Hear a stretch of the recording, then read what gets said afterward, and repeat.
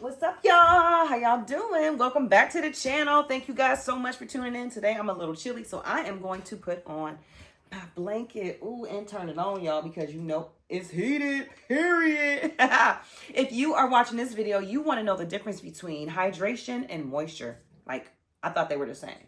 Maybe? No, but they're not. All right, thank you guys. Remember, we have an in-person head spa class coming up here. We are in 3 locations, cities at the time. We are in Cleveland, Ohio, which will be February 17th and 18th.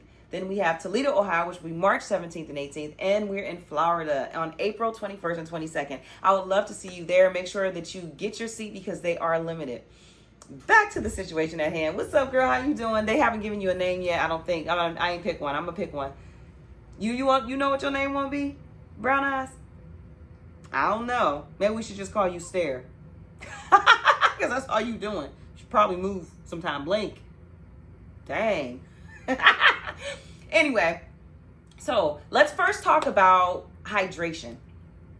The reason I want to talk about hydration first is because hydration is what you need to do first. You need to be hydrating your client's hair. The definition of hydration is the hair's ability to absorb water into the follicle of the hair. So it's super important that you are hydrating the hair. Hydration is, there's a couple of other things that hydrate, but water is the number one thing. Like, there's nothing else. H2O, baby, okay? Now, you can do some things to help the moisture, the water retention, I should say water retention, because we don't want to use those words interchangeably. The water retention, you can use things like aloe vera, sometimes flaxseed when you make the flaxseed gel. That also helps with the water retention in the hair. But it's super, super important to have water in your hair follicle in order for your hair to remain vibrant and just feel soft and healthy. The last thing I want to talk about when it comes to hydration is the shampoos that you're using. The shampoos that you're using should be hydrating.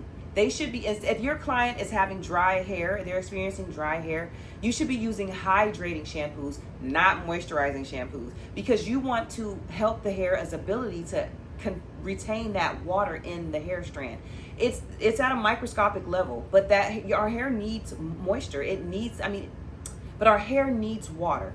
It needs the water in there. So you want to make sure that the hair has the ability to retain that water. And so you want to use hydrating shampoos opposed to moisturizing shampoos. So now let's transition into moisturizer. When you think about moisturizers, now I do think you can use a moisturizing conditioner, but for my clients, I like to use a hydrating conditioner as well because I want the entire process at the shampoo bowl to focus on hydration. When we get to our station, that's when we start adding the moisturizers. That's when we add in the leave-in conditioner. That's going to go in and seal and add the nutrients to seal the cuticle further fill those spaces in so that the moisture doesn't come in. I mean, the water doesn't leave out and the moisture from the air doesn't come in because there's water in the air, humidity, right? And so that is what I do first is that leave-in conditioner. Make sure that that's distributed. And then on top of that, I use a blow dry cream because the blow dry cream is going to further seal in and help the moisture from the air, the water that's in the air from absorbing into that hair follicle. And you want to use both of those things if you're trying to maintain a silky silk press or if you're trying to even maintain your curls. This is not just for silk press people. This is for curly hair girls too, because your curl cannot look the way you want it to look when you leave. Like you could have left the house and it could have been looking one way, and then when you get somewhere, you'd be like, why is my curls doing this? It's because you're lacking hydration or moisture or both. So you want to be sure that you are really identifying what it is, which one that you're experiencing, okay? And so when you're thinking about moisture, I told you use leave-in conditioner. I use the blow dry cream as well. And then of course, if you're going to silk press, make sure that you use a flat iron spray to protect the hair. So now let's talk about how to recognize which one you're experiencing or which one your clients are experiencing. So if you go take your client to the shampoo bowl, if you are in your shower, and when you run water on your hair, the water is beading off of your hair and it's not going into your hair, of course, that could mean that you have a low porosity hair. Yes, but it could also mean that you have a moisturizer or some type of sealing on that hair. The water's not getting in there. So you need to be using something clarifying to get that off, so that the water needs to penetrate your hair. You need to, like, that's why when I first bring my clients in, I'm wetting their hair for the first 2 to 3 to 5 minutes, whatever it takes to get that moisture. I want that water in their hair. I want their hair to be responding to the water. I want it to be shriveling. Yeah, it's my favorite. I call their hair ramen noodles. It's my favorite portion. And that lets me know that I'm doing what I'm supposed to do. When my clients come back to me after being 2 weeks silk pressed, all in straight condition, not putting no heat on their hair, and then they come back and they sit in my bowl and I can shampoo it and it just goes shrivel back up.